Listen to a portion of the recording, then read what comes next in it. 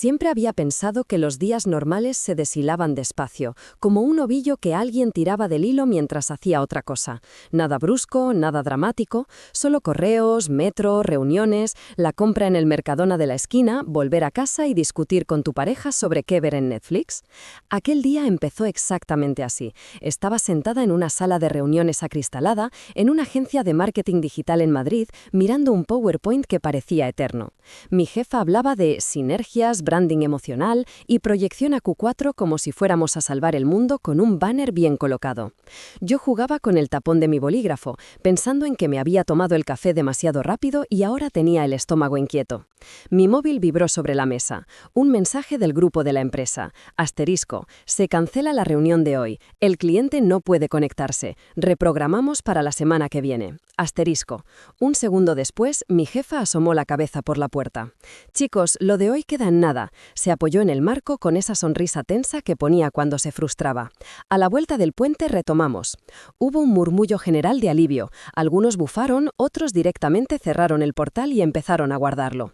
Yo solo sentí una especie de vacío, como si alguien hubiera abierto una ventana y entrara aire nuevo. Miro el reloj. Eran casi las 12. Tenía de repente 2 horas tiradas a la basura, o regaladas, según se mirase. Pensé en Sergio, mi marido. Trabajaba desde casa últimamente, con todo esto del teletrabajo híbrido. Me imaginé entrando en el piso, pillándolo todavía en pijama, dándole un susto, tirándome con él en el sofá. Igual podríamos comer juntos en el bar de abajo, el de los menús de lentejas y filete a la planza. Había algo casi ilusionante en volver a casa sin avisar.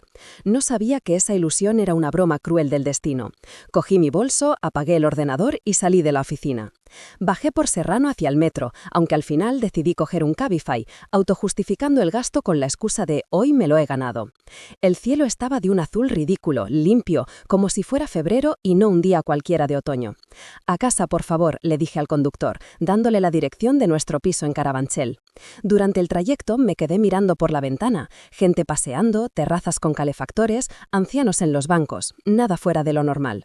Puse música en el móvil, algo suave, ni siquiera sé qué canción era, solo recuerdo que de repente todo sonaba hueco, como si alguien hubiera metido mi vida dentro de una pecera, y yo la mirase desde fuera. Llegamos a mi calle más rápido de lo habitual. Bajé del coche y respiré hondo. Me dije que era un buen momento para hacer algo bonito, preparar café, preguntarle a Sergio cómo le iba el día, quizá proponer ver alguna serie esa noche. Sin móviles. Subí al portal, saqué las llaves del bolso y abrí la puerta del piso. La primera señal de que algo estaba descolocado fue el silencio. Normalmente, si Sergio estaba teletrabajando, se oía el teclado, una videollamada, música de fondo, algo. Aquella vez, nada. Un silencio grueso, de esos que te hacen notar tu propia respiración. Entonces lo vi. En el mueble de la entrada, junto a la bandeja donde dejamos las llaves, estaba el bolso de mi madre. Inconfundible. Un bolso grande, de piel falsa, color bugambilla chillón, con unas flores doradas que llevaba años arrastrando y que todas sus amigas criticaban a sus espaldas. Ese bolso era prácticamente parte de su identidad. No salía de casa sin él. Nunca. Me quedé paralizada un segundo. Mi madre no venía a mi casa sin avisar. Era invasiva en muchas cosas, pero celosa de las apariencias. Siempre llamaba antes, no tanto por respeto a mí, sino porque odiaba presentarse donde no la esperan y que la pillen hecha un cuadro, como decía. Pero su bolso estaba ahí. Dejé mi chaqueta en el perchero con un gesto mecánico y avancé hacia el salón. En la encimera de la cocina americana había 2 copas de vino, una casi vacía, la otra con marcas de pintalabios rojo intenso. Mi madre, otra vez, siempre usaba el mismo tono, un rojo que parecía eterna nochevieja. Miré el reloj de la cocina, pasaban unos minutos de las 12:30. ¿Vino a esa hora? ¿Entre semana? Intenté tranquilizarme. Igual habían brindado por algo, pensé. Igual mi madre había venido a traer algo o a hablar de cualquier cosa absurda. Y Sergio había sido amable. Él siempre había sido demasiado amable con ella. La escuchaba, le reía las gracias, a veces incluso más que yo. «¿Mamá?», llamé, forzando la voz a sonar normal. «¿Sergio?». Nada. Entonces lo oí. Una risa, apagada, sofocada, proveniente del pasillo. Y luego, un golpe sordo, como de algo o alguien cayendo sobre el colchón. La habitación. Mi corazón empezó a latir tan fuerte que lo sentí en los oídos, un tam, tam, tam acelerado que se mezclaba con una sensación de mareo. No, no podía ser. Me acerqué al pasillo, los pies de plomo, las manos frías. Cada paso era una pelea, entre querer llegar cuanto antes y desear no llegar nunca. La puerta del dormitorio principal estaba entreabierta. Se escapaba una línea de luz hacia el pasillo. Y un sonido, jadeos, susurros, un gemido que reconocí con una precisión cruel. Lo había oído muchas veces en esa misma habitación, solo que no con esa voz. Mi mano llegó al pomo antes de que yo tomara una decisión consciente. Lo apreté, sentí la madera fría en la palma sudada, empujé la puerta, y el mundo se partió en dos. Sobre nuestra cama, entre las sábanas revueltas que yo había colocado esa misma mañana, estaba Sergio, desnudo, pegado al cuerpo de una mujer que yo conocía desde antes de tener memoria, mi madre. Él encima de ella, sus manos aferradas a sus caderas, la piel de mi madre, la de alguien que siempre había criticado a las mujeres que no saben envejecer dignamente, expuesta, arqueada bajo el cuerpo de mi marido, su pelo teñido de rubio ceniza extendido sobre mi almohada, su risa, esa risa aguda, teatral, que yo conocía de tantas comidas familiares, cayendo de su boca mientras él intentaba recuperar el aliento. El tiempo se detuvo. No es una metáfora. Hubo un segundo o 10 o 30 en los que no escuché nada, no sentí nada. Mis ojos solo podían registrar aquella escena, como si alguien hubiera pulsado pausa en una película de la que yo era extra. Me vi a mí misma desde fuera, en la puerta, una mujer de 30 y pocos con la mochila del portátil colgando del hombro, el rostro desencajado, mirando cómo su madre y su marido se despegaban uno del otro con torpeza, casi cómico, si no fuera tan atroz. Joder, susurró Sergio, apartándose de golpe, buscando la sábana para cubrirse. Clara, esto no es lo que parece. Quise reír, o gritar, o romper algo, pero no pude. Mi madre no se tapó, se giró despacio hacia mí, como si la hubieran pillado tomando el sol en una playa nudista, no destrozando la vida de su hija. Me miró de arriba abajo. Luego, simplemente, alzó una ceja. «No deberías llegar a casa sin avisar, hija», dijo, con calma insultante. «Es de mala educación».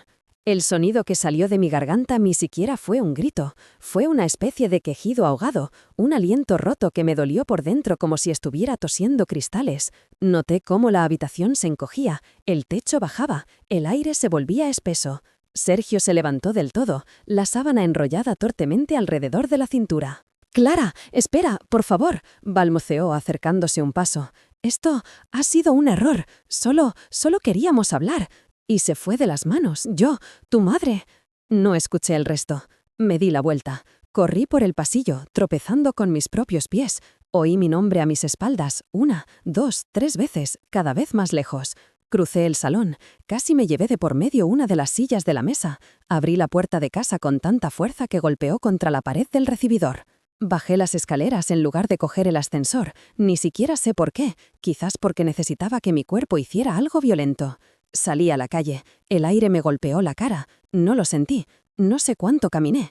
Recuerdo semáforos, gente, coches, voces, todo lejano, como si yo fuera un fantasma desorientado cruzando la ciudad. En algún momento, mis pies me llevaron hasta el portal de mi amiga Lucía, en un barrio cercano. No recordaba haber decidido ir allí, solo supe que mi mano estaba llamando al telefonillo, apretando su nombre, antes de que mi cabeza lo procesara. «¿Quién es?», sonó su voz distorsionada por el aparato viejo. «Soy yo», conseguí decir, aunque la voz me salió rota. «Clara». Hubo un silencio. Luego, el zumbido de la puerta abriéndose. Lucía me abrió la puerta del piso en el tercer piso, con el pelo recogido en un moño improvisado y una camiseta grande de la Atleti. Cuando me vio la cara, no preguntó nada, solo abrió los brazos. Me derrumbé contra ella como si me hubieran cortado los hilos que me sostenían. Noté sus manos sujetándome fuerte, mi cara hundida en su hombro, su voz diciendo cosas que no logré entender. El mundo se volvió negro un segundo después. Cuando desperté, estaba en el sofá de su salón, con una manta encima y la cabeza dolorida, como si hubiera pasado la noche bebiendo y llorando al mismo tiempo. La televisión estaba encendida en silencio, mostrando un concurso idiota. Lucía estaba sentada en el sillón, mirando mi móvil, que vibraba sin parar sobre la mesa de centro. «Ya era hora», susurró al ver que abría los ojos. «Creía que iba a tener que llevarte a urgencias, tía». Intenté incorporarme. El mundo se movió un poco. «¿Qué hora es?» «Casi las 8», miró el reloj del móvil. 8 de la tarde, quiero decir. «¿He estado?» «Media vida», resopló, pero con cariño. «Te has quedado seca, literal». Mi mirada se perdió en la pantalla. Iconos de WhatsApp iluminaban la barra de notificaciones. En la parte superior, una lista interminable de mensajes de Sergio y un nombre que me apuñaló el estómago. Mamá. Mi mano tembló. No lo sabrás, dijo Lucía, apartando el teléfono hacia ella. No ahora. Intenté hablar, pero la voz se quebró. He visto, no pude seguir. Mi garganta se cerró de golpe. Lucía dejó el móvil y se sentó a mi lado. No hace falta que lo digas si no puedes, murmuró. Entraste aquí como si te hubiera atropellado un tren. Ya me imagino que no era nada suave. Me cubrí la cara con las manos. Las lágrimas llegaron sin permiso, calientes, silenciosas. Por primera vez desde que abrí aquella puerta, mi cuerpo permitió que existiera el llanto.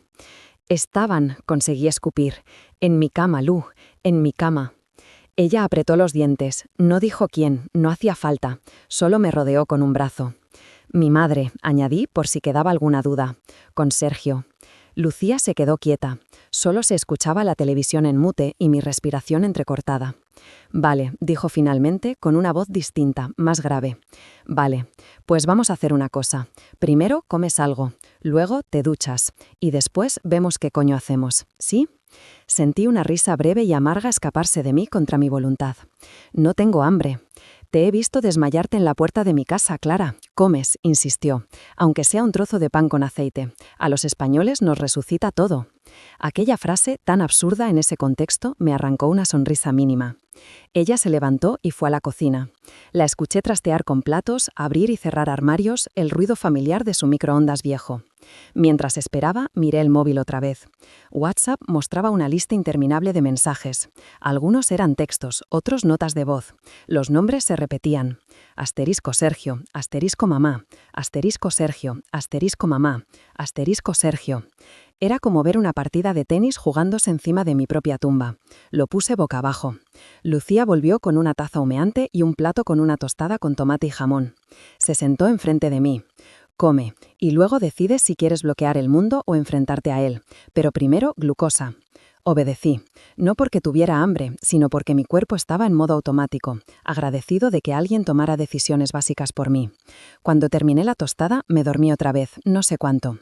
Al despertarme, ya era de noche cerrada. Madrid brillaba tras las persianas, con ese resplandor anaranjado de farola que entra siempre aunque cierres todas las rendijas. El móvil seguía vibrando de vez en cuando. Lucía lo había puesto en silencio, pero las notificaciones seguían saltando en la pantalla encendida. ¿Vas a mirarlos?, preguntó desde la cocina donde estaba recogiendo. Si no los miro, seguirán escribiendo, susurré.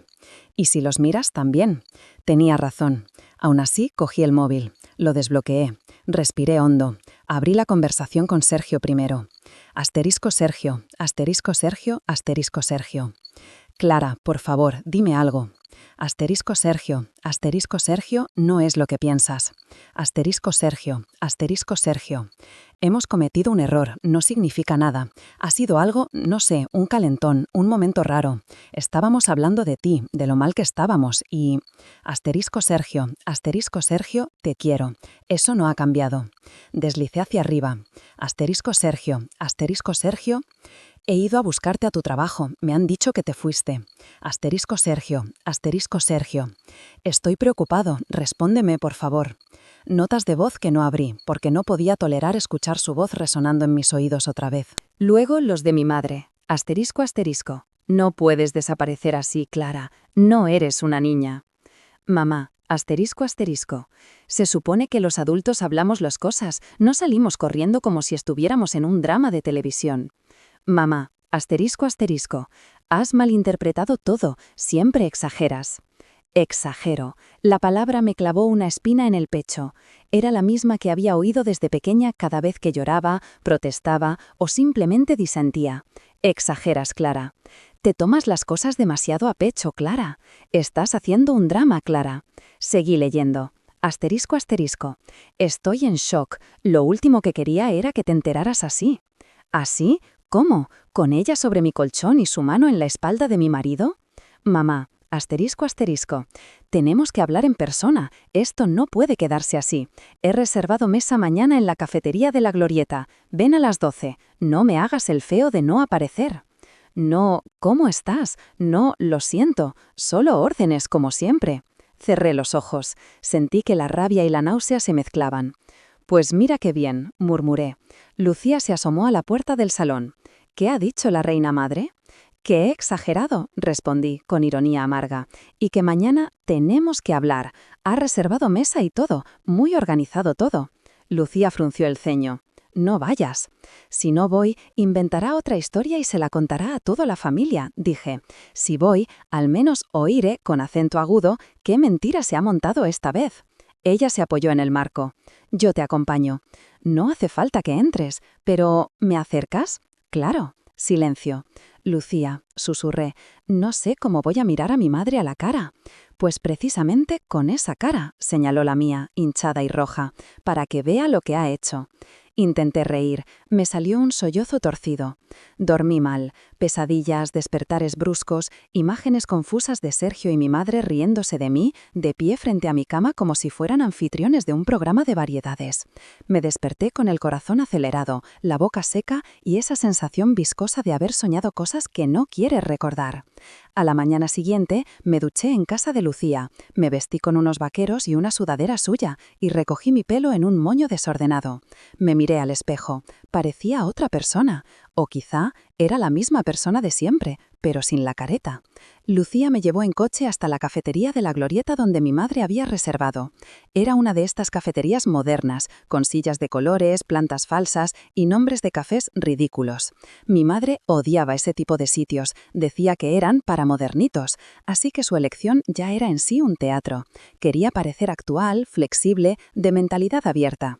«Te espero en el coche», dijo Lucía, aparcando en doble fila. Sonreí un poco. Entré. Mi madre estaba ya allí, sentada junto a la ventana, con una blusa beige impecable, el pelo perfectamente peinado, las uñas recién hechas. Parecía que iba a una entrevista de trabajo, no a una conversación sobre la traición más grande de mi vida. Tenía un café con leche delante y un croissant del que solo había arrancado un trocito. Siempre hacía eso. Pedía dulce, daba un par de mordiscos y luego se quejaba de que, claro, así no hay quien mantenga la línea. Cuando me vio, sonrió. ¿Has llegado tarde? Son las 12:05, respondí sentándome enfrente. No es tarde, es margen español. Hizo una mueca. Siempre tan graciosa. La camarera se acercó. Me preguntó qué quería. Pedí un café solo, aunque mi estómago no estaba muy seguro de querer nada. Cuando se fue, mi madre apoyó los codos en la mesa y entrelazó las manos. Bueno, cuéntame, ¿qué tal el drama? Parpadeé. ¿El drama? Lo de ayer fue un espectáculo, dijo. Salir corriendo de tu propia casa, desmayarte donde la otra, Lucía se llama, ¿no? Hija, de verdad, un poco de compostura. Os encontré follando en mi cama, dije, despacio, sin rodeos. Varias cabezas en las mesas cercanas se giraron, pero me dio igual. La compostura no era mi prioridad. Mi madre miró a su alrededor, molesta. Baja la voz, susurró. No hace falta que todo el mundo se entere de tus intimidades. No son mis intimidades, repliqué. Son las tuyas y las de mi marido. Exageras, resopló. Siempre haces igual. De una cosa puntual montas una tragedia griega. Sentí cómo los dedos se me clavaban en las palmas. Cerré los puños bajo la mesa intentando mantener la calma. ¿Una cosa puntual?, escupí. Mamá, es mi marido, soy tu hija. Y yo soy una mujer adulta, replicó ella. No solo mamá, tengo mis necesidades, mis sentimientos. Tú llevas meses distante con él, se te veía venir. La fuerza con la que esas palabras me golpeó fue casi física. ¿Distante?, repetí, incrédula. Llevábamos una vida normal, discutíamos a veces, como todas las parejas, pero jamás imaginé que estabais... La rutina mata los matrimonios, Clara, cortó ella, como si estuviera dando una lección en un programa de tarde. Tú te obsesionaste con el trabajo, con tu espacio, con tus amigas. Él se sentía solo. ¿Qué culpa tengo yo de que buscara a alguien que lo escuchara? Me quedé mirándola, sin poder creer que estuviera diciendo aquello, que pudiera justificarse con tanta naturalidad, que usara mi vida como argumento a su favor. ¿Tú crees que me has ayudado?, pregunté, la voz rota de rabia. He evitado que lo perdieras del todo, sentenció. Si yo no hubiera estado ahí, igual se buscaba a otra cualquiera, una niña, una de esas que conoce por internet. Al menos, conmigo, está con alguien de confianza. Me quedé muda. Al menos, conmigo. La lógica retorcida me dejó sin palabras. El café llegó, la camarera lo dejó en la mesa. Mi mano tembló al coger la cucharilla. Removí el café sin echarle azúcar, solo por hacer algo con las manos. No estás bien, murmuré. No puedes estar bien si de verdad crees lo que estás diciendo. Mi madre se recostó en la silla. Estoy perfectamente, dijo. Lo que pasa es que tú siempre has tenido una visión exagerada del mundo. Dramas, emociones, traumas. Mira, Clara, eres adulta. Estas cosas pasan. ¿Estas cosas? Me incliné hacia adelante. ¿Tener sexo con el marido de tu hija pasa? ¿En qué universo? En la vida real, respondió, seca. La gente se equivoca, se complica, se lía. Si fueras un poco más flexible, podríamos gestionar esto, pero te has comportado como una cría.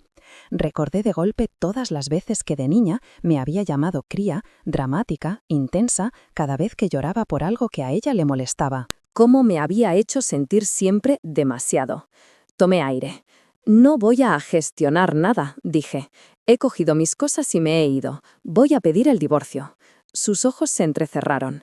¿Estás hablando en caliente? No, negué.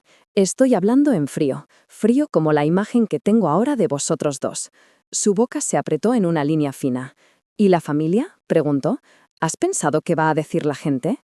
¿Te preocupa más la gente que yo? La gente siempre importa, Clara. No vivimos solos en una isla, soltó. Si sigues con este numerito, lo único que vas a conseguir es que te vean como una histérica. Aquella palabra me encerró la garganta por un instante. La había oído toda la vida, aplicada a mujeres incómodas. Histérica. Prefiero que me vean histérica a que me vean cómplice, contesté al fin. Y para tu tranquilidad, mamá, ya he decidido. No quiero saber nada ni de él ni de ti. En su rostro pasó algo casi imperceptible, una chispa de ¿miedo? ¿Orgullo herido? Desapareció rápido, sustituida por un gesto de frialdad. No te pongas melodramática, dijo. Esto se te pasará. No, repetí, no se me va a pasar. Se inclinó hacia adelante, sus ojos clavados en los míos. Hay cosas que todavía no sabes, susurró. Me quedé inmóvil. ¿Qué cosas? Sonrió. Una sonrisa pequeña, cargada de algo que no supe identificar. ¿Poder, quizá? Ya te enterarás, dijo, bebiendo el último sorbo de café. No voy a seguir hablando de esto aquí. Cuando se te pase la pataleta, me llamas. Se levantó, cogió su bolso y se fue, dejándome allí con el café frío entre las manos y un nudo en el estómago. La vi salir por la cristalera. Caminaba con paso firme, como si acabara de cerrar un trato, no de dinamitar la relación con su hija.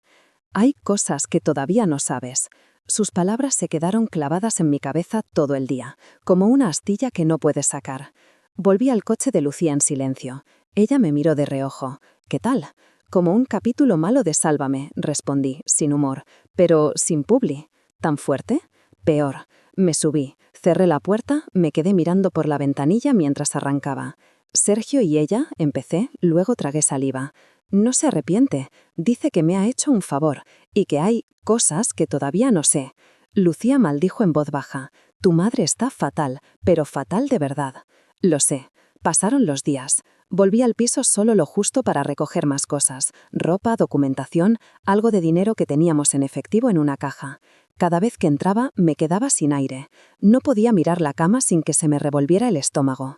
Sergio intentaba hablar conmigo cada vez que me veía. Al principio lloraba, me seguía por el piso, me pedía que escuchara su versión. Decía que mi madre se le había echado encima, que él estaba confundido, que me seguía queriendo. Yo nunca quise hacerte daño, repetía, como un mantra. Yo ya no sabía si esa frase me daba risa o ganas de empujarle por la ventana. Firmé los papeles para iniciar la separación con un despacho de abogados en Sol. La abogada, una mujer de unos 50, me miró con esa mezcla de profesionalidad y compasión que se nota cuando ya ha escuchado de todo, pero aún así hay historias que le remueven algo. Siento tener que preguntarlo así, me dijo, pero ¿quiere incluir en la demanda algo sobre la relación que su marido mantiene con su madre? ¿Relación? Casi escupí la palabra. Llámelo como quiera. Sí, quiero que conste todo. Sergio me mandaba mensajes intermitentes, cada vez menos elaborados. Asterisco, asterisco. Sergio, asterisco, asterisco, asterisco. ¿De verdad vas a llegar tan lejos? Asterisco, asterisco. Sergio, asterisco, asterisco, asterisco. ¿No podemos intentar arreglarlo? Asterisco, asterisco. Sergio, asterisco, asterisco, asterisco. Tu madre está muy alterada. No deja de hablar de ti. La idea de que él estuviera viviendo con ella empezó como una sospecha. La confirmación llegó en forma de foto, reenviada por mi prima por WhatsApp. Era una publicación de Facebook de mi madre. La foto mostraba a Sergio y a ella en la terraza de su piso, en la zona de Villaverde. Él con el brazo alrededor de sus hombros, aunque su sonrisa parecía forzada. Ella apoyada en él, con un brillo extraño en la mirada. El texto debajo decía, asterisco, la vida siempre sorprende, el amor no entiende de edades, a veces el corazón te lleva donde menos esperas, 2 corazones, asterisco. No puse reacción, no comenté, cerré la app. Lucía, cuando se lo enseñó, apretó el móvil con tanta fuerza que pensé que lo iba a partir. Balbuceó, no tengo ni palabras. Yo sí, dije, asco. Pero lo peor no fueron las fotos, lo peor fueron los mensajes que empezaron a llegar de algunos familiares. Asterisco, asterisco. Tía Lola, asterisco, asterisco, asterisco. Cariño, tu madre dice que estás pasando una mala racha y que estás confundida. Si necesitas algo, ya sabes. Asterisco, asterisco. Primo Javi, asterisco, asterisco, asterisco. He visto cosas en Facebook. ¿Es verdad que os habéis separado? ¿Qué ha pasado? Y el más hiriente, de una tía lejana con la que nunca tuve mucha relación. Asterisco, asterisco. En la vida hay que saber aceptar que los hombres se pueden enamorar de otras personas. No te pongas en contra de tu madre. Es tu madre. Solo tienes una. Asterisco. Solo tienes una. ¿Cuántas veces había escuchado esa frase como si fuera un dogma religioso? Como si el hecho de solo tener una significaba que tenías que tragarlo todo. Empecé a ir a terapia. Encontré a una psicóloga a través de la mutua de la empresa, la doctora Morales, en un centro en Atocha. Tenía una voz calmada, gafas redondas y una paciencia que me desarmó desde la primera sesión. Cuéntame, dijo, aquella primera tarde, lo que te salga, sin orden, sin filtro. Lloré casi toda la sesión. Lloré recordando la escena en la cama, el bolso en el recibidor, los mensajes, la cafetería, las frases de exageras. Lloré recordando cosas más antiguas, cumpleaños en los que mi madre hacía dramas por detalles pequeños, novios anteriores a los que había desacreditado, logros míos que siempre lograba girar para poner el foco en ella. La doctora no se sorprendió de nada. Suena a una relación muy centrada en ella, dijo. ¿Cuántas veces de niña sentiste que tus emociones eran bienvenidas? Tuve que pensar la respuesta. Eso ya era un problema en sí. Pocas, confesé. Normalmente, si estaba triste, era exagerada. Si estaba enfadada, malagradecida. Si estaba contenta, se te va a pasar. Nunca estaba bien. Ella asintió. Tu madre parece alguien que necesita estar en el centro. Y ahora, en una etapa de su vida en la que quizás se siente menos deseada, ha encontrado la forma más retorcida de colocarse en el foco. Sergio, resoplé. ¿Un yerno? Y usted en medio, añadió, como siempre. Las sesiones con ella se convirtieron en mis salvavidas. 2 veces por semana me sentaba en ese despacho con paredes blancas y una planta medio triste en la esquina y deshacía nudos que ni sabía que existían. Mientras tanto, la vida seguía avanzando, aunque para mí todo estuviera suspendido. Iba al trabajo, aunque a ratos miraba la pantalla sin ver. Mis compañeros me preguntaban, ¿todo bien? Y respondía el clásico, sí, un poco liada, pero bien, porque ¿cómo explicas que tu vida entera se ha roto y la razón es algo que suena a guión de serie turca? Seguía durmiendo en casa de Lucía temporalmente, mientras buscaba piso. Ella hacía bromas, me preparaba tortilla, me ponía series para distraerme. A veces me hablaba de su propia familia y sus líos, no para compararlos, sino para recordarme que el mundo seguía fuera de ese agujero. Pasaron casi 2 semanas desde la cafetería. Y entonces llegó el siguiente golpe. Un mensaje de mi tía Carmen. Asterisco, asterisco. Tu madre ha convocado a la familia en su casa para una reunión importante el sábado. Dice que es imprescindible que estemos todos. ¿Sabes de qué va? Asterisco, asterisco. Noté un escalofrío. Reunión importante. Mi madre era demasiado teatral para no montar un escenario perfecto para cualquier anuncio. Respondí. Asterisco, asterisco. No, pero voy a ir. Asterisco, asterisco. Lucía, cuando se lo conté, apretó los labios. «Vas a ir», repitió. «¿Estás segura?» «Si no voy, se inventará cualquier cosa y la contará a su manera», dije. «Prefiero estar delante cuando suelte lo que vaya a soltar». «Te acompaño». «No hace falta», dije. «Si la cosa se pone fea, te llamo para que vengas con un tanque». Tengo un SEAT Ibiza del 2009, se rió, pero le ponemos una pegatina de ejército y cuela. Sonreí, a pesar de todo. El sábado llegué al piso de mi madre con un nudo en el estómago. Era el mismo piso donde había vivido de adolescente, en Villaverde, con paredes color crema y muebles que parecían sacados directamente de un catálogo de los 90. El felpudo de la entrada seguía diciendo «Bienvenidos», con letras gastadas. Había muchos zapatos en el pasillo. Demasiados. Entré. En el salón estaban casi todos, tíos, primos, alguna amiga cercana de mi madre que prácticamente era familia. El aire olía a café, colonio fuerte y a esa mezcla de perfume y tabaco que siempre envolvía a mi madre. Ella estaba de pie, en el centro del salón, como si fuera a dar un discurso. Llevaba un vestido suelto más ancho de lo habitual, en tonos claros. Sergio estaba a su lado con cara de no saber dónde meterse. Me clavó los ojos y sonrió, una sonrisa ladeada. «Ya estamos todos», anunció. «Podemos empezar». Me apoyé en el marco de la puerta. No me acercaría más. Mi madre levantó un poco la barbilla, tal y como hacía cuando quería captar la atención de un grupo.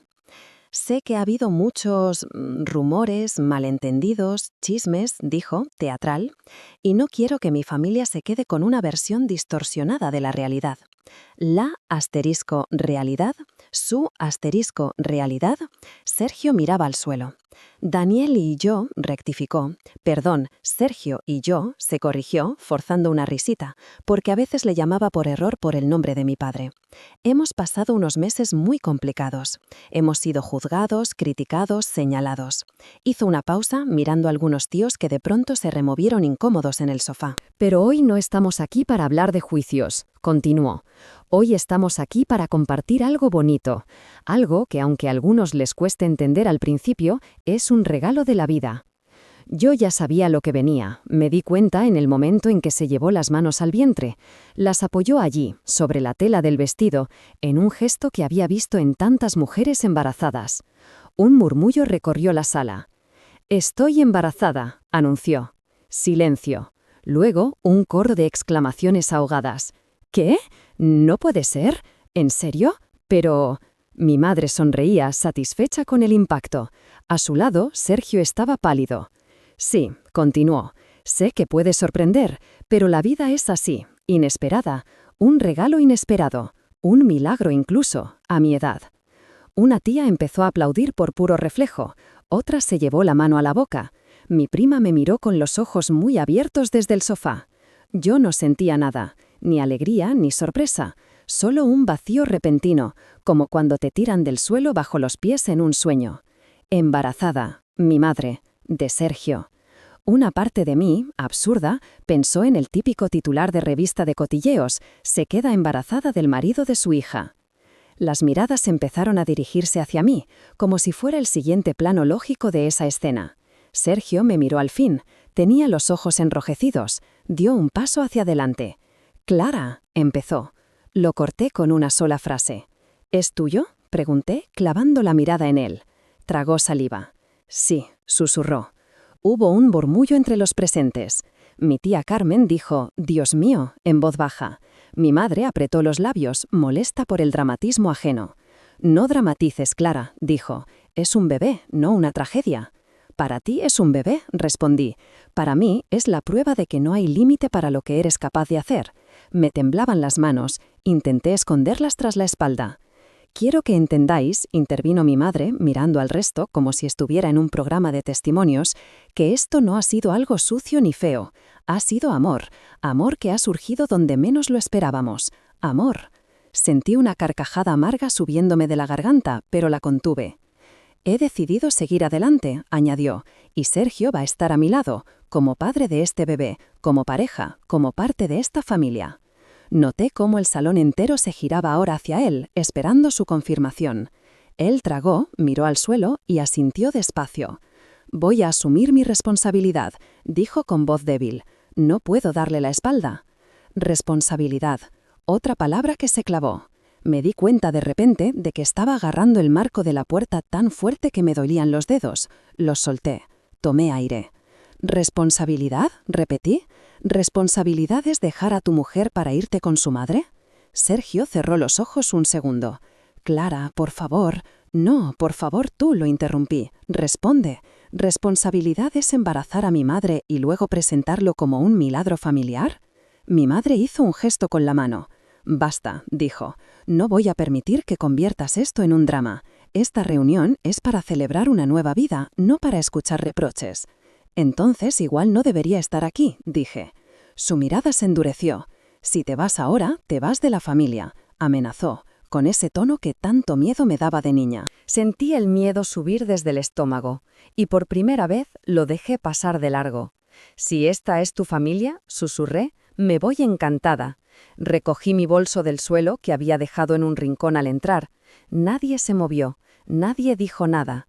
Solo mi tía Carmen se levantó medio milímetro del sofá, como queriendo alcanzarme, pero sin atreverse a interponerse. Mi madre me habló a la espalda. «Te arrepentirás, Clara», dijo, con una frialdad que me heló la nuca. «La sangre tira, no puedes cambiar de madre». Me giré en el umbral. «No puedo cambiar de madre», admití, «pero sí puedo cambiar de vida». Salí. Bajé por las escaleras casi corriendo. El aire del portal olía a lejía y a viejo, como siempre, pero aquella vez tuvo algo de liberador, como si cada peldaño que bajaba me fuera separando físicamente de ese salón cargado de humo, colonia y mentiras. En la calle respiré hondo, mis manos temblaban. Saqué el móvil, lo encendí. Vi que tenía varios mensajes sin leer, de Sergio, de mi madre, de algún familiar que ya estaba comentando la jugada. Apagué el móvil, me fui.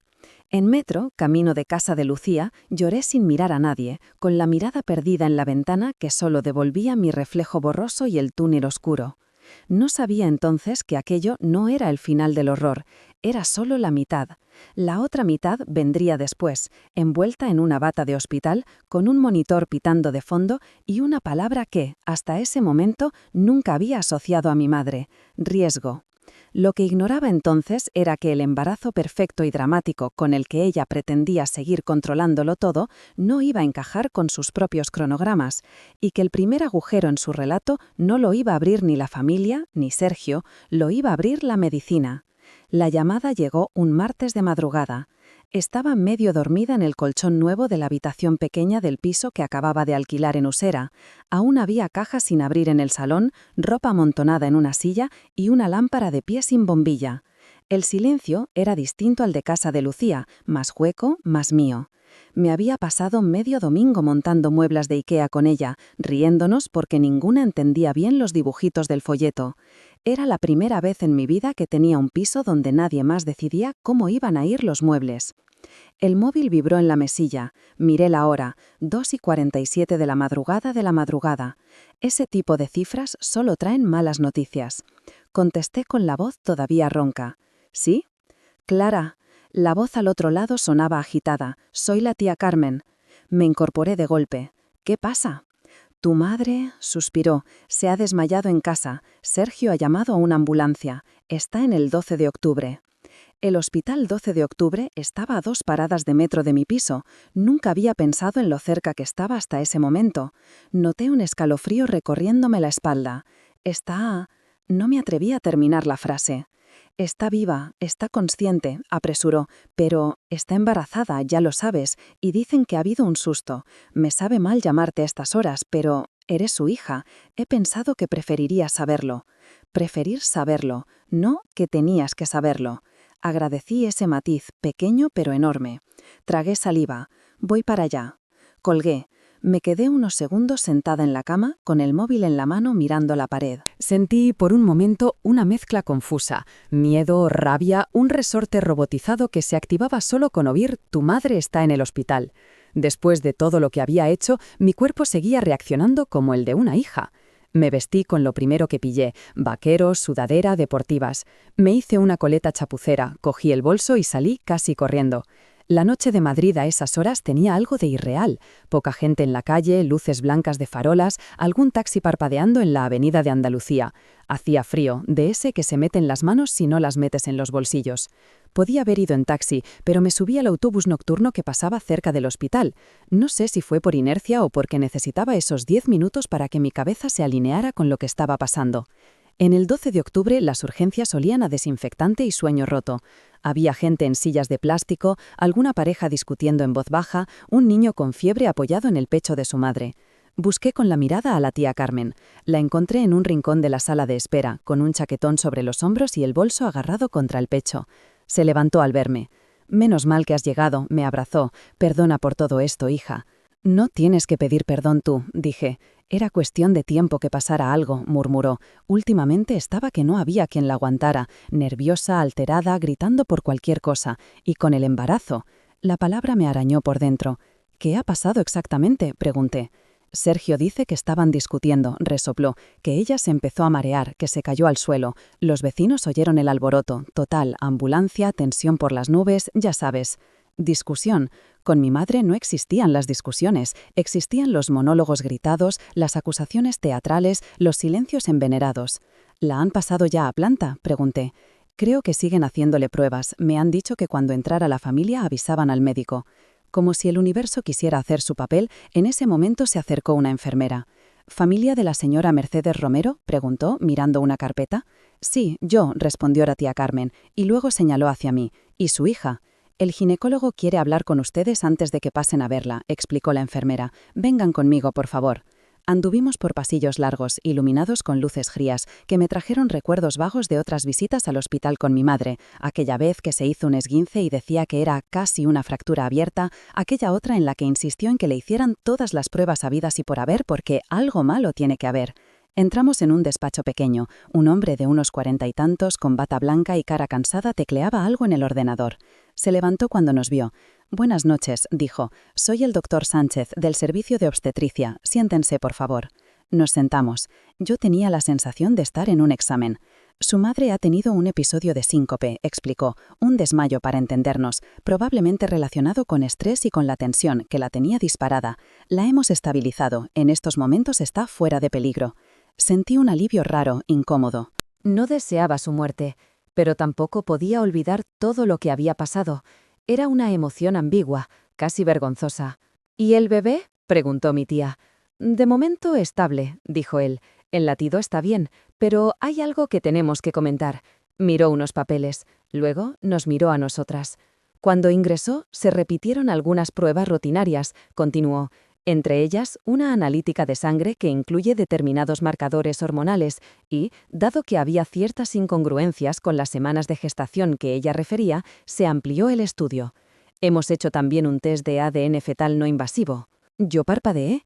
«¿Eso qué es exactamente?», preguntó la tía Carmen. «Un análisis que nos permite comprobar ciertos riesgos cromosómicos y, de paso, confirmar datos como la edad gestacional y la relación genética con el supuesto padre», explicó, con un tono profesional que supuse que había repetido 1000 veces. Tragué saliva. «¿Y?», pregunté. El doctor respiró hondo. «Hay discrepancias», dijo. «La edad gestacional no coincide con la que refirió su madre. Es decir, el embarazo es más reciente de lo que ella dijo inicialmente». Miré al médico, luego a mi tía. Era como ver súbitamente el borde de un agujero que se lleva tiempo abriendo bajo tus pies. «¿Más reciente cuánto?», pregunté, con un hilo de voz. «No puedo darle un día exacto», respondió, «pero sí podemos afirmar que no tiene los meses que ella aseguraba». Además, hizo una pausa. «El análisis de ADN indica que la probabilidad de que el hombre que ella identificó como padre sea realmente el progenitor biológico es prácticamente nula». Tuve que apoyar las manos en las rodillas para no marearme. Mi tía soltó un «madre mía», que sonó sincero, cansado. «¿Sergio lo sabe?», logré preguntar. «Se lo acabo de comunicar», asintió el doctor. «Le he sugerido que, cuando la señora esté más tranquila, hablen con calma, pero entenderán que nosotros no podemos mediar en ese tipo de cuestiones personales». Sí, podían. Lo estaban haciendo, de la forma más quirúrgica posible, poniendo datos encima de la mesa que derrumbaban la versión de mi madre. «¿Podemos verla?», pregunté. «En unos minutos», respondió. «Ahora mismo está bastante alterada. Hemos tenido que ponerle un sedante suave. Les avisaré cuando esté en condiciones de recibir visitas». Nos dejó solas. La tía Carmen me miró, abrumada. «Todo esto es…», negó con la cabeza. «No sé ni qué decir, hija». Yo sí sabía lo que sentía, aunque ponerlo en palabras era otra cosa. Indignación, asombro, un poco de… no diversión, pero sí una especie de justicia retorcida. Mi madre había montado un espectáculo monumental con ese embarazo. Lo había usado para presentarse como víctima, como heroína, como mártir, y ahora resultaba que ni las cuentas le salían. ¿Tú crees que...? Empezó mi tía, pero no terminó. Que no es de Sergio, acabé yo por ella. Sí, eso parece. Se frotó la frente. Esta mujer se ha vuelto loca. No la corregí. Un rato después, la enfermera volvió a aparecer. Nos dijo que podíamos entrar, de uno en la habitación de mi madre. La tía Carmen me miró, como cediéndome el lugar. «Ve tú primero», dijo. «Si entro yo antes, acabo estrellándole el gotero». Intenté sonreír. No me salió. Subí a planta. La habitación era individual. Mi madre estaba incorporada en la cama, con el pelo despeinado, la bata del hospital mal abrochada y la cara enrojecida de llorar y de gritar. Había visto esa cara antes, muchas veces. Era la de cuando algo no salía como ella quería. A su lado, en un rincón, estaba Sergio, con ojeras profundas, la cabeza entre las manos.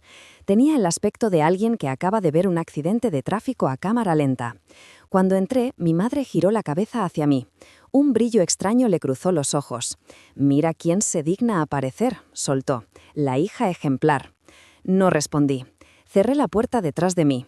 Sergio levantó la vista. Sus ojos se encontraron con los míos. Nunca le había visto tan perdido. «Clara», empezó. Le corté con un gesto. No quería que me llamara así. No en esa habitación.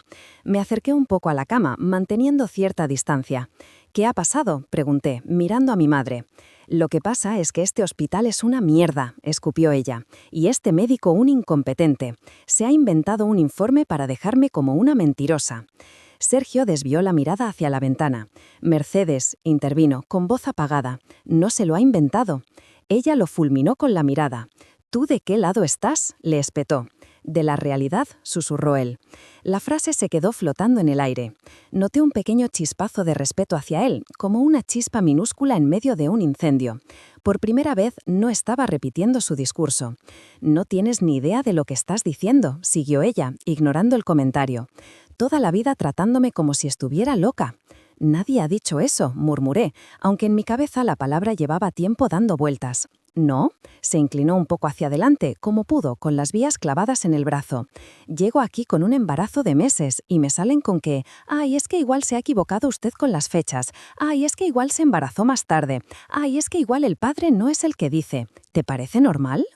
«¿Te has equivocado?», pregunté, clavando mi mirada en la suya. «¿Con las fechas?». La habitación se quedó en silencio. Ella evitó mi mirada por primera vez desde que había entrado. «Las mujeres de mi edad tenemos desajustes», dijo al fin. «Los ciclos, las hormonas. No soy una niña de 20 años que va apuntando en una aplicación las veces que ovula». No contesté. La excusa podía funcionar con los médicos, con parientes de lejos, con su grupo de amigas del barrio. Pero yo conocía a mi madre. Sabía lo calculada que era, lo poco que le gustaba perder el control. Sergio habló, de repente. «Me dijiste que ya estabas embarazada cuando pasó lo nuestro», dijo, con un hilo de voz. «Que no te preocupaba porque no teníamos que usar protección. Que total». No siguió. Mi madre apretó los labios. «¿Ahora vas a contar intimidades delante de la niña?», espetó. «No soy una niña», repliqué. «Pues te comportas como una», dijo ella, descargando su ira conmigo, porque era más fácil con el médico. El doctor Sánchez apareció de nuevo en la puerta, como si lo hubiera invocado el momento. «Necesito revisar unas cosas con la paciente», dijo, con cierta tensión en la mandíbula. «Si pueden darnos un minuto». Sergio y yo salimos al pasillo. Nos quedamos parados, uno enfrente del otro. El silencio era espeso. «No es mío», susurró él, al final, como si fuera la primera vez que ponía las palabras en orden. «No», repetí, «no lo es». Se pasó las manos por la cara. Temblaban.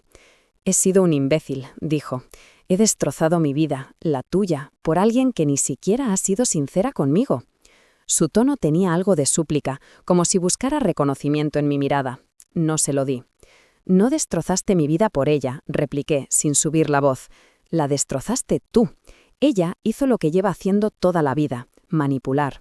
Pero tú elegiste meterte en la cama, elegiste seguir mintiendo, elegiste quedarte cuando supiste que estaba embarazada. No me busques ahora como testigo de tu arrepentimiento». Parpadeó, dolido. «No te estoy pidiendo que me perdones», dijo. «Sé que no me lo merezco. Solo no sé ni cómo he llegado aquí». «A base de decisiones», respondí, una detrás de otra. Se apoyó en la pared, como si las piernas no le sujetaran. Cuando el médico me ha dicho lo del ADN, se rió, pero sin alegría. Ha sido como ver las piezas del puzzle encajar de golpe. Los cambios de humor, las historias que no cuadraban, los celos absurdos, los chantajes emocionales. Hacía semanas que pensaba que me estaba volviendo loco. No te estabas volviendo loco, dije. Estabas viviendo en el mundo de mi madre. Nuestros ojos se cruzaron. Por primera vez vi miedo en los suyos. Miedo real, no solo culpa. No sé cómo salir de esto, confesó. Empieza por irte, respondí, y por pedir cita con un psicólogo. ¿Y ya está?, preguntó. ¿Eso arreglará algo? No va a arreglar lo que me has hecho a mí, fui clara, pero igual evita que vuelvas a hacer algo parecido, contigo o con otra. Se calló. En ese momento la puerta se abrió de nuevo. El doctor asomó la cabeza. Pueden pasar, pero les pediría que no generen discusiones, dijo. La paciente tiene la tensión por las nubes, el estrés no ayuda. Mi tía Carmen llegó en ese momento por el pasillo, con una botella de agua en la mano. ¿Puedo?, preguntó, señalando la puerta. Sí, respondí. Entra tú. Yo necesito aire. No entré a verla. Bajé a la calle, me apoyé en la barandilla de la entrada del hospital y respiré. El cielo empezaba a aclarar por el este. Algunos pájaros tontos cantaban como si no pasara nada. Me quedé allí un buen rato. No sentía satisfacción, ni venganza, solo una especie de cansancio profundo, como quien lleva mucho peso durante demasiado tiempo y de pronto se da cuenta de que tiene la espalda hecha polvo. Los días siguientes fueron un desfile de llamadas, mensajes y comentarios a medio tono. Mi madre, desde el hospital, decía a quien quisiera escucharla que todo era un error médico, que se habían equivocado con los análisis, que en los hospitales públicos no saben ni por dónde les da el aire. Alguno de mis tíos le daba la razón, más por inercia que por convicción. Otros callaban. Podía sentir las grietas en el grupo de WhatsApp de la familia. Había quien seguía comprando su versión, quien empezaba a hacerse preguntas y quien se salía del grupo directamente. Sergio, por su parte, se fue del piso de mi madre en cuanto ella volvió a casa. Me enteré por un mensaje escueto de él días después. Asterisco, asterisco. Sergio. Asterisco, asterisco. He hecho las maletas. Estoy en un Airbnb unos días, luego me iré fuera de Madrid. Solo quería que lo supieras, no voy a seguir ahí. Asterisco. No contesté. La doctora Morales, en terapia, me miraba con ese gesto entre atento y prudente. ¿Qué sientes con todo esto?, preguntó un día. Cansancio, respondí. Mucho. ¿Alivio? Lo pensé. Un poco. Es como si, por una vez, los datos estuvieran de mi lado, admití. Como si algo fuera indiscutible. Toda la vida dudando de si estaba exagerando, de si veía cosas donde no las había, y ahora hay un papel que dice no cuadra. Es importante, asintió ella. No porque te dé razón en algo concreto, sino porque desmonta una de las herramientas que tu madre ha usado siempre, que su versión era la única válida. Sigue usándola, murmuré. Ahora dice que los análisis están mal. Claro, sonrió triste. Cuando alguien vive del control, cualquier cosa que lo cuestione se convierte automáticamente en error o conspiración. Pasaron los meses. El embarazo siguió adelante. Mi madre aprovechó cada revisión, cada ecografía, cada mínimo susto para hacerse la protagonista absoluta. Subía fotos a Facebook de su tripa, de los patucos que le habían regalado, de las ropitas que encontraba. A veces salía Sergio de fondo en alguna foto, pero en las nuevas ya no aparecía. Se inventó una historia para justificar su ausencia, que él estaba agobiado por la situación, que necesitaba tiempo, que no todos los hombres están preparados para ser padres maduros. En su relato seguía siendo la víctima noble y sufridora. Yo me mantuve al margen, dejé de ir a comidas familiares donde ella estuviera. Celebré mi cumpleaños con 4 amigos en un bar de Lavapiés. Empecé a decir que no a algunas cosas sin justificarme. Tardé semanas en sentirme menos culpable por ese no. La vida empezaba a tener rutinas nuevas. Iba al trabajo cada vez con más concentración. Mis compañeros dejaron de preguntarme con cuidado cómo estaba y volvieron a tratarme como siempre, lo cual fue un alivio. Empecé a salir a correr por Madrid-Río los domingos por la mañana, con un podcast en los auriculares y el sol en la cara. Compré plantas para mi piso y, sorprendentemente, no se murieron todas. Y poco a poco me fui sintiendo menos habitante de una tragedia y más persona normal con un pasado raro. Hasta que llegó el mensaje de la tía Carmen, otra vez. Asterisco, asterisco. Tu madre ha roto aguas, está ingresada, otra vez en el 12 de octubre. Miré la pantalla del móvil. Estaba en el descanso de la mañana del trabajo, con el café en la mano. Podía no ir, nadie podía obligarme. Pero me conocía. Sabía que si algo grave pasaba y yo no había ido, la culpa iba a colarse por cualquier rendija que encontrara. Fui. Salí de la oficina, avisé por Slack de que tenía una urgencia familiar y cogí un Cabify esta vez. No tenía energías para el metro. La sala de espera de paritorios era distinta a la de urgencias, más silenciosa, pero con una tensión más concreta en el aire.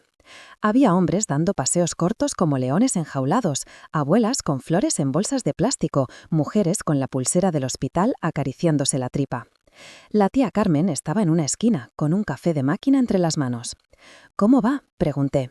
«Lleva unas horas dilatando», dijo. Ya sabes, esto va lento. ¿Y Sergio? Ha venido un rato, pero se ha ido, resopló. No paraban de discutir. Ella le gritaba que se quedara, él decía que no tenía derecho a darle órdenes, en fin. El parto y sálvame a la vez. No me sorprendió. A los pocos minutos, una enfermera nos preguntó si éramos familia de Mercedes. La tía Carmen se levantó. «La paciente está muy nerviosa», explicó la enfermera. «Está pidiendo que entre su hija. Dice que es imprescindible». Mi primera reacción fue soltar un «pues se aguanta», lleno de rabia. Pero lo tragué. Miré a la tía Carmen. «¿Tú qué harías?», pregunté. «Si no quieres entrar, lo entenderé», respondió. «Pero si entras, no lo hagas por ella. Hazlo por ti, para que no pueda decir luego que la abandonaste en el peor momento». Tenía razón. Mi madre era capaz de convertir cualquier cosa en arma. Entré. El paritorio olía a látex, sangre y desinfectante. Mi madre estaba tumbada, con las piernas semiabiertas, una sábana cubriéndole de cintura para abajo, sudada y con el pelo pegado a la frente. El monitor marcaba el ritmo del corazón del bebé con pitidos constantes. Cuando me vio, se aferró a mi mano como si siempre hubiera sido así. «Ya era hora», jadeó, con acento agudo. «Casi me muero aquí sola». No dijo gracias por venir, no dijo lo siento por todo. Era coherente con quién era. Sentí su mano apretando la mía con fuerza en cada contracción. Apreté de vuelta, más por reflejo que por cariño. El dolor que expresaba era real. Más allá de todo lo demás, su cuerpo estaba pasando por algo brutal. Las comadronas daban instrucciones con calma. «Respira hondo, Mercedes. Empuja cuando te lo diga». «Muy bien, así». Más tarde, cuando recordaba ese momento, me sorprendía pensar que mi cerebro fue capaz de sostener dos cosas a la vez, un rechazo profundo hacia ella y a la vez cierta compasión física, no emocional, pero sí corporal, una empatía básica ante el dolor. Después de varias horas, un llanto atravesó la sala, un llanto nuevo, el sonido de un bebé en mitad de la nada. El ginecólogo levantó a una criatura arrugada, roja, cubierta de restos de parto, y la colocó sobre el pecho de mi madre. Ella lloró, no su llanto teatral habitual, sino uno más primario, mezcla de agotamiento y alivio. «Es un niño», anunció una de las enfermeras, como si estuviera narrando algo sagrado. Miré al bebé. Era un bebé, pequeño, con los ojos cerrados, la boca abierta en un grito que ocupaba todo su cuerpo. No tenía la culpa de nada. Había aterrizado en una historia que no había elegido. Las enfermeras se lo llevaron unos instantes a una cuna radiante, le limpiaron, lo midieron, lo pesaron. 3 kilos 100, perfecto, dijo alguien. ¿Quieres cogerlo?, preguntó una enfermera, acercándome al bebé envuelto ya en una mantita azul. Di un paso hacia atrás. «No», susurré, «no quiero crearle un recuerdo que luego le vaya a hacer daño». No estaba segura de si sonaba cruel, pero era lo que sentía. No quería que, el día de mañana, alguien le dijera, «Mira, esa es tu hermana, y a la vez tú, no sé qué», y que él tuviera mi cara asociada a un lío que no era suyo. La enfermera asintió, sin juzgar. Se lo pusieron otra vez a mi madre. Ella lo miraba con una mezcla de orgullo y posesión que reconocí demasiado bien. «Míralo», susurró, casi emocionada. «Es precioso, ¿verdad?». No respondí. Salí del paritorio con la excusa de que quería avisar a la familia. En el pasillo me apoyé en la pared y lloré en silencio. No por el bebé, ni por Sergio, ni por mi madre. Lloré por mí, por la niña que fui, por la adolescente que se comió tantos desplantes, por la adulta que había aguantado demasiado tiempo el exageras. La tía Carmen vino a mi lado, me abrazó en silencio. «Lo peor ya ha pasado», dijo. No estaba segura de que lo peor fuera eso, pero sí supe que algo definitivamente había cambiado. Los días siguientes fueron una nebulosa. Mi madre salió en fotos con el niño, al que decidió llamar Hugo, por cierto, en sus redes sociales. Mi pequeño milagro, lo mejor que me ha pasado en la vida. Nunca es tarde para ser madre otra vez. Algunos amigos le ponían corazones, otros comentaban con frases tipo «¡Qué valiente, Merche!», ignorando las críticas. Yo las leía con una mezcla de incredulidad y resignación. Sergio, por su parte, había desaparecido casi por completo del cuadro. Solo supe de él por un mensaje semanas después del parto. Asterisco, asterisco. Sergio, asterisco, asterisco, asterisco. Estoy fuera de Madrid. He encontrado trabajo en Zaragoza. Estoy yendo a terapia. No te molesto más, pero quería que supieras que lo estoy intentando. Ojalá puedas ser feliz de verdad. Asterisco. Lo leí una vez y lo dejé ahí. No tenía nada que contestar. La sentencia del divorcio llegó más rápido de lo que esperaba. 1 año de separación efectiva, documento tras documento, firma tras firma. El día que firmé el último papel, a la salida del juzgado, respiré hondo. No sentí alegría explosiva, fue más una quietud rara, como cuando apagas un aparato que llevaba meses haciendo ruido de fondo y de repente te das cuenta de lo acostumbrada que estabas a él. Mi madre empezó a usar a Hugo como excusa para todo, para llamar a familiares y que fueran a verla, para exigir atención, para victimizarse porque el padre me ha dejado tirada y mi hija me ha dado la espalda. Un día, la tía Carmen me enseñó, con gesto de vergüenza ajena, algunos audios que mi madre había mandado al grupo de las hermanas. Yo sola con el niño, nadie me ayuda, Hugo no tiene culpa de nada y mírala, ni siquiera viene a verle. Clara no sabe lo que es ser madre de verdad, por eso no entiende nada. Algunos de mis tíos y tías empezaron a distanciarse. Otros, sobre todo los que siempre habían orbitado en torno a mi madre, seguían replicando sus frases. Yo me mantuve firme. No iba a ser la ayuda que ella quería. No iba a cuidar de un bebé que había sido concebido en medio de una guerra emocional y usado como trofeo. En terapia, la doctora Morales me ayudó a sostener esa decisión sin sentirme un monstruo. No estás rechazando al niño, me decía. Estás rechazando un rol que tu madre intenta imponerte otra vez. El de cuidadora, el de sostén, el de pegamento. Tienes derecho a no ser pegamento de nadie. Pero busqué la palabra. No sé ni qué es. Es un niño que ha tenido mala suerte con los adultos que lo rodean, respondió ella, y ojalá encuentre en su vida personas que lo quieran bien. Pero tu obligación no es sacrificarte tú para compensar las decisiones de otros. A veces me preguntaba cómo sería Hugo, si lloraría mucho, si dormiría poco, si se parecería a alguien de la familia. Enseguida me pillaba y cortaba el pensamiento. No quería engancharme a una curiosidad sentimental que luego se pudiera usar en mi contra. La ruptura definitiva con mi madre llegó un día cualquiera, a media tarde. No hubo hospital, ni gritos, ni público. Solo un timbrazo insistente en mi puerta. Abrí sin mirar por la mirilla, acostumbrada a que las únicas visitas fueran Lucía o el repartidor de globo. Me equivoqué. Era ella. Mi madre, con el pelo ligeramente despeinado, pero maquillada, como siempre. Llevaba a Hugo en un carrito, dormido, con un gorro diminuto en la cabeza. Dirigí una mirada rápida al interior del piso. Luego entró sin esperar invitación. «¿Qué se puede saber por qué no respondes a mis mensajes?», fue lo primero que dijo. «Porque no quiero hablar contigo», respondí, cerrando la puerta con calma. «Eres una maleducada», sentenció, «y una desagradecida». «¿Por no cuidar del hijo que has tenido con mi exmarido?», arqueé una ceja. Igual no soy yo la que tiene que revisar su definición de agradecida. Ignoró el comentario.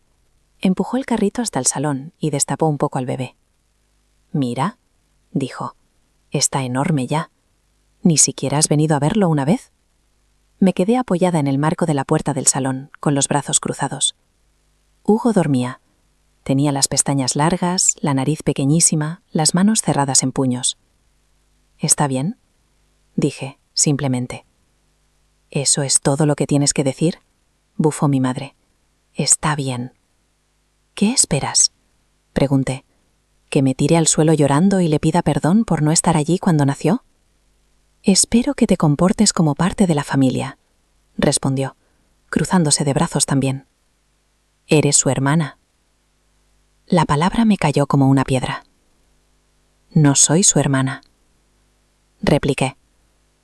«Claro que lo eres», insistió. «Tenéis la misma madre». «No, mamá», dije. con una calma que me sorprendió. Él tiene una madre. Yo tuve una persona que me trajo al mundo y luego me enseñó que mis emociones no importaban.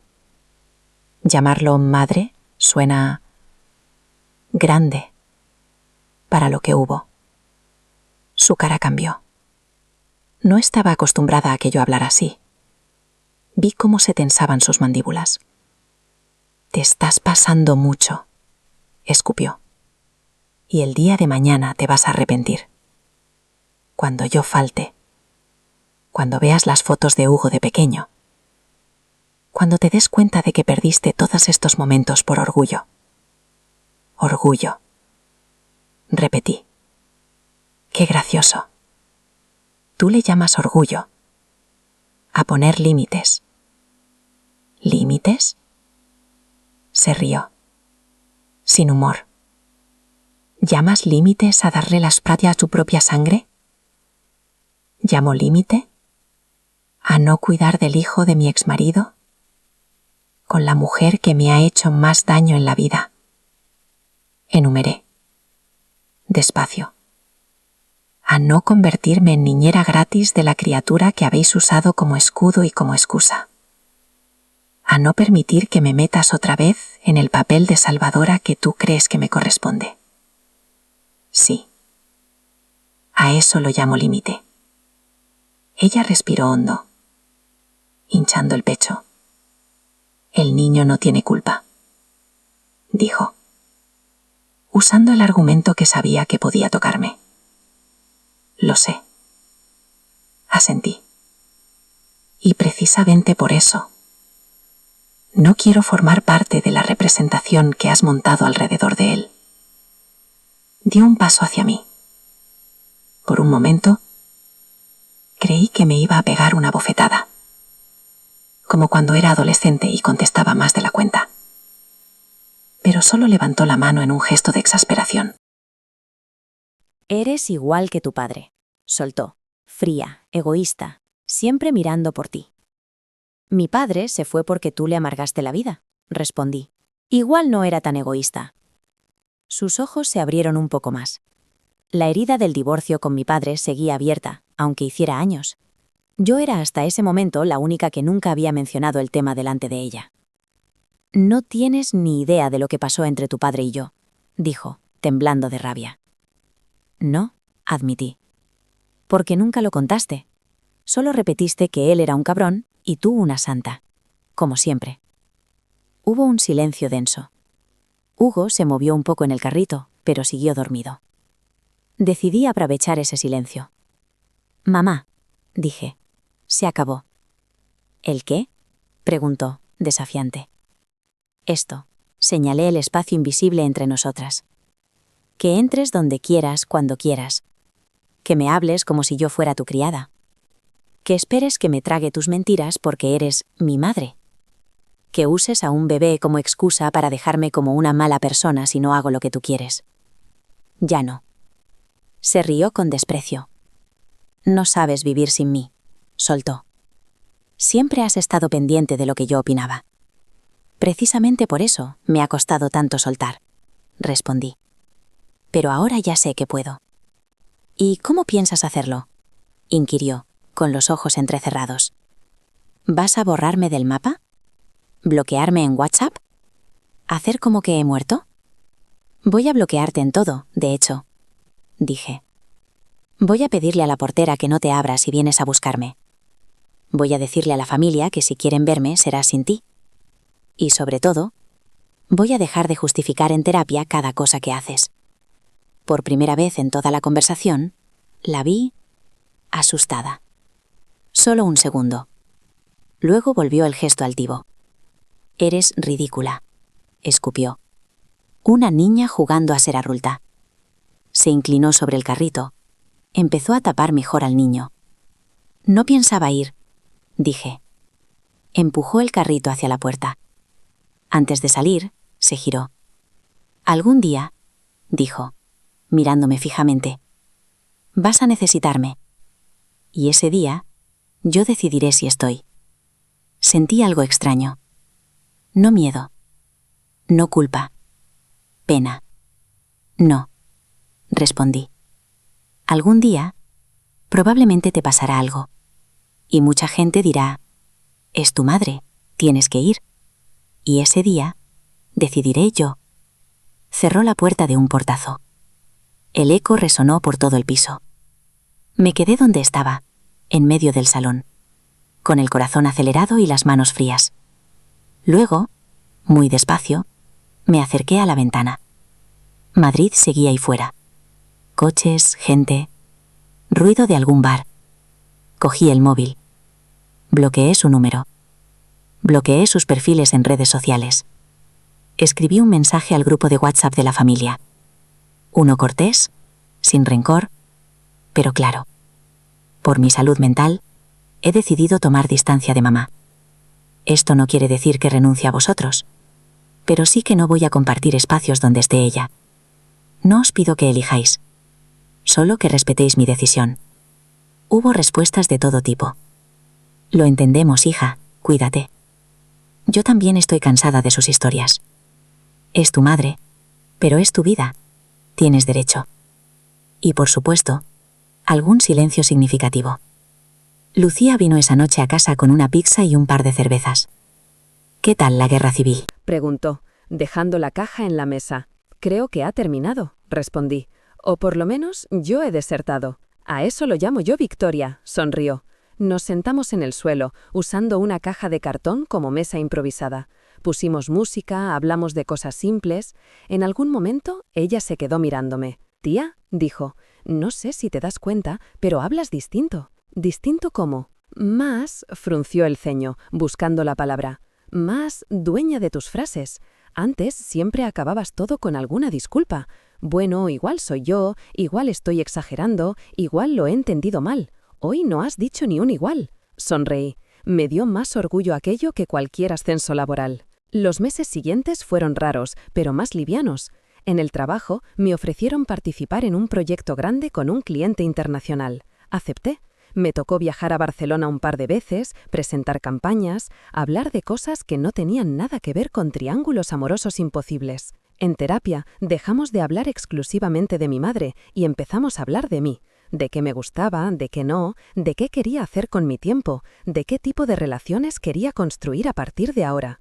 Me parecía casi un lujo tener consultas en las que ella no fuera el único tema. Empecé a salir con gente nueva, no en plan romántico al principio, sino simplemente abrir el círculo. Compañeros, amigos de amigos, gente del grupo de running de los domingos. Descubrí que podía contar mi historia sin que me definiera, que podía decir, sí, mi madre se quedó embarazada de mi exmarido como dato loco en una noche de copas, y al mismo tiempo ser muchas otras cosas que no tenían nada que ver con eso. De mi madre supe lo justo, que seguía viviendo con Hugo en el piso de Villaverde, que cambiaba de trabajo cada poco porque en todos acababa discutiendo con alguien, que algunas amigas de toda la vida habían empezado a alejarse, cansadas de los dramas. Algún familiar me mandaba fotos del niño de vez en cuando. Yo respondía con un corazón o un «está grande ya», sin más. No le guardaba rencor a él, no podía. Sería como guardarle rencor a la lluvia por caer. Él había nacido en medio de una tormenta que no era suya. De Sergio supe alguna cosa por terceros, que seguía en Zaragoza, que trabajaba en algo de logística, que vivía solo, que a veces se dejaba ver en redes con mensajes tipo sanando, aprendiendo, creciendo, acompañados de frases motivacionales. No sentí ganas de reírme ni de insultarle, solo pensé, ojalá de verdad estés aprendiendo algo. Una tarde de otoño, volviendo de trabajar, me di cuenta de algo muy simple y gigantesco a la vez. Iba por la calle con los auriculares puestos, una bolsa de la compra en la mano. Estaba pensando en qué cocinar esa noche y en un mail que tenía que mandar al día siguiente. Me paré en un paso de cebra, esperé a que se pusiera en verde, crucé. Y de repente me di cuenta de que llevaba más de 20 minutos sin pensar en mi madre, ni en Sergio, ni en Hugo. No era que los hubiera olvidado, no eran fantasmas que se evaporaran, pero habían dejado de ser el centro de mi cabeza. Llamé a la doctora Morales al día siguiente como quien va a enseñar un dibujo. «He cruzado una calle sin pensar en ella», le dije, nada más sentarme. Sonrió. «Eso sí que es un hito», respondió. Me reí, y aquella risa ya no llevaba culpa dentro. Ese fue, de alguna forma, el cierre real, no el día que firmé el divorcio, ni el día que bloqueé a mi madre, ni el día que nació Hugo.